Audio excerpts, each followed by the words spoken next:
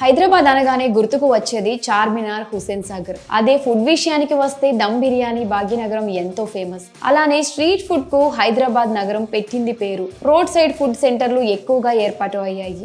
ఇదే సమయంలో సోషల్ మీడియాలో యూజర్లకు కుమారి అనే పేరు ఖచ్చితంగా తెలిసే ఉంటుంది. నెటిజన్లంతా ఆమెను అభిమానంగా కుమారి ఆంటీ అని పిలుస్తూ ఉంటారు.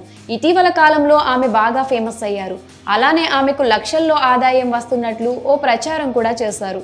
అయితే ఈ విషయంపై కుమారి ఆంటీ స్పందించారు.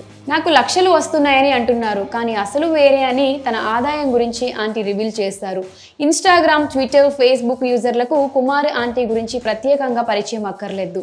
ఆమె చేతి వంటకు హైదరాబాద్లో చాలా మంది ఫ్యాన్స్ ఉన్నారు. ఇనార్బిట్ మాల్ సమీపంలో కేబుల్ బ్రిడ్జ్ రోడ్లోని ఐటీసీ కోహినూరు హోటల్ రోడ్డులో కుమారి ఆంటీ ఫుడ్ స్టాల్ ఉంటుంది. ఆవిడ సోషల్ మీడియాలో ఫేమస్. గత కొన్ని రోజులుగా మీమర్స్ పుణ్యమా అని మరింత వైరల్ అవుతుంది. మధ్యాహ్నం గడియారంలో 12 గంటలు కొట్టగానే అక్కడికి జనాలు గుమిగూడతారు.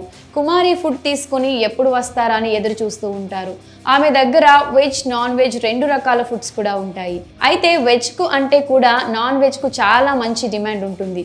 ఎంత అంటే మధ్యాహ్నం 2 గంటలు అయ్యేసరికి అక్కడ నాన్ వెజ్ కూరలు సగానికి సగం అయిపోతాయి. ఇదే సమయంలో ఆమెపై కొందరు నెగిటివ్ కామెంట్స్ చేస్తున్నారు. ఆమెకు లక్షల్లో ఆదాయం వస్తున్నాయని అందరూ అనుకుంటున్నారు. అలానే సోషల్ మీడియాలో సైతం కొందరు కామెంట్స్ చేస్తున్నారు. దీనిపై కుమారి ఆంటీ స్పందించారు.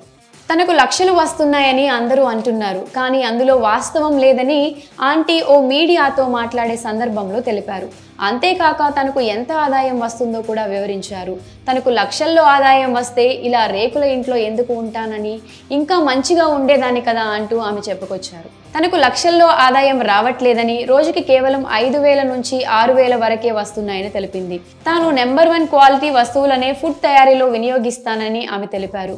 ఉదయం సరుకులు తెస్తే సాయంత్రానికి వాళ్లకు డబ్బులు ఇచ్చేవాళ్లమని ఆమె తెలిపారు. ఇలా మొత్తం సాయంత్రానికి అన్ని ఖర్చులు పోను రోజుకు 5,000 మాత్రమే మిగులుతాయని ఆమె పేర్కొన్నారు. అనవసరంగా అందరూ తనకు లక్షల్లో ఆదాయం వస్తుందని నెగిటివ్ వార్తలు ప్రచారం చేస్తున్నారని ఆమె బాధపడ్డారు.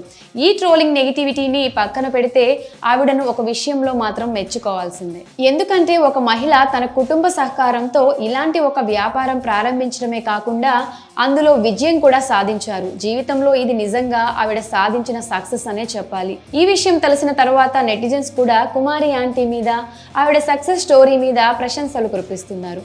మరి కుమారి ఆంటీ తనకు వస్తున్న ఆదాయం గురించి చెప్పిన విషయాలపై మీ అభిప్రాయాన్ని కమెంట్స్ రూపంలో తెలియజేయండి.